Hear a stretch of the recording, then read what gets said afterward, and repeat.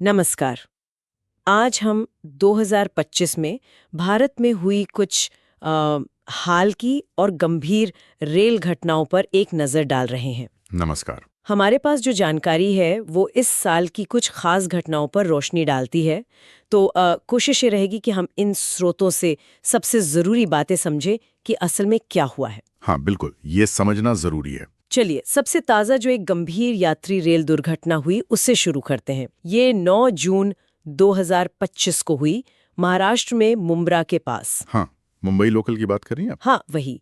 इसमें 2 तेज लोकल ट्रेनें शामिल थीं, एक कसारा से सीएसएमटी और दूसरी सीएसएमटी से करजत। हुआ ये कि एक मोड़ के पास अचानक से एक तेज झटका लगा अच्छा। और उस झटके से कई यात्री जो शायद दरवाजे के पास खड़े थे वो ट्रेन से नीचे गिर गए। बहुत दुखद है कि इसमें 5 लोगों की मौत हो गई और 9 लोग घायल हुए। ये तो बहुत ही दुखद खबर है।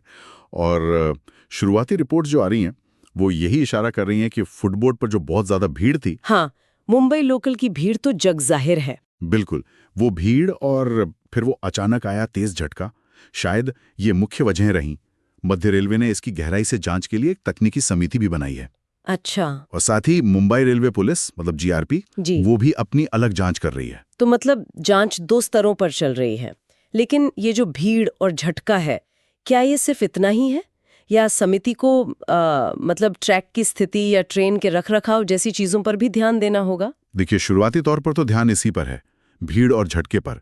लेकिन जाहिर है जब तकनीकी समिति जांच करेगी तो वो सिग्नलिंग से लेकर ट्रैक की हालत, कोच का मेंटेनेंस, इन सभी पहलुओं को देखेगी। तभी पूरी तस्वीर साफ हो पाएगी। सही कहा। ठीक है, अब उस घटना पर आते हैं जो इस साल की अब तक की सबसे घातक मानी जा रही है।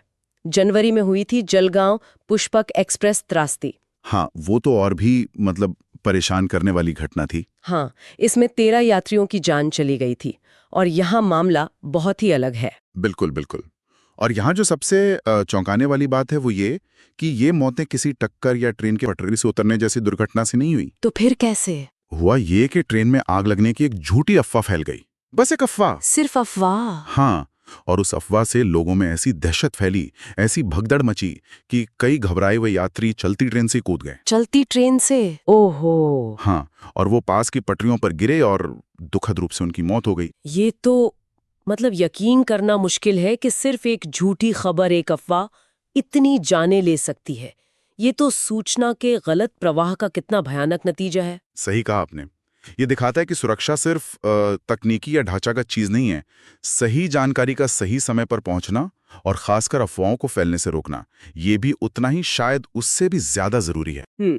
तो ये 2 बिल्कुल अलग तरह की घटनाएं हो गई। इनके अलावा हमारे स्रोतों में कुछ और मामलों का भी जिक्र है।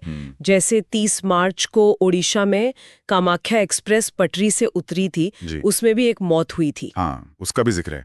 और एक और घटना 15 फरवरी को नई दिल्ली रेलवे स्टेशन पर भगदड़ मची थी, उसमें 18 जाने गई थी। हालांकि वो सीधे तौर पर ट्रेन हादसा नहीं था, स्टेशन परिसर की घटना थी। सही है। तो ये सब मिलकर क्या दिखाते हैं? मतलब अलग अलग तरह के हादसे हो रहे हैं। हाँ, ये सभी घटनाएं मिलकर यही बताती हैं कि भारतीय रेलवे के सामने जो जोखिम है वो कई तरह के हैं। मतलब एक तरफ तो पारंपरिक परिचालन की विफलताएं हैं, जैसे मुंब्रा लोकल वाला मामला हो सकता है, या कामाख्या एक्सप्रेस का पटरी से उतरना। और दूसरी तरफ मानवीय व्यवहार और सूचना के प्रबंधन में एक नई तरह की चुनौती दिख रही है, जैसे जलगांव वाली घटना या नई दिल्ली स्टेशन की भगदड़। तो ये एक तरह की दोहरी चुनौती है। तो अगर हम संक्षेप में कहें तो आज हमने मुख्य रूप से 2 अलग अलग तरह की त्रासदियों पर ध्यान दिया। एक तो मुंब्रा लोकल हादसा, जहां भीड़ और शायद परिचालन संबंधी मुद्दे वजह हो सकते हैं। हाँ। और दूसरी जलगांव पुष्पक एक्सप्रेस की घटना, जहां कोई तकनीकी खराबी नहीं बल्कि झूठी सूचना और उससे पैदा हुई दहशत ने जाने ले ली। बिल्कुल। और ये दोनों ही घटनाएं हमें सोचने पर मजबूर करती हैं। एक तरफ भौतिक सुरक्षा है, भीड़ का प्रबंधन है, बुनियादी ढांचा है, और दूसरी तरफ संवाद, अफवाहों का खंडन और आपात स्थिति में लोग कैसे बर्ताव करते हैं, उसे समझने की चुनौती है। सही है। भविष्य में ऐसी घटनाओं को रोकने के लिए इन सभी मोर्चों पर मतलब एक साथ काम करने की जरूरत होगी, ये साफ है। और शायद हमारे श्रोताओं के लिए सोचने वाली बात ये हो सकती है कि तकनीकी वजहों के अलावा इन हादसों में हम इंसानों का अपना रोल कितना बड़ा है।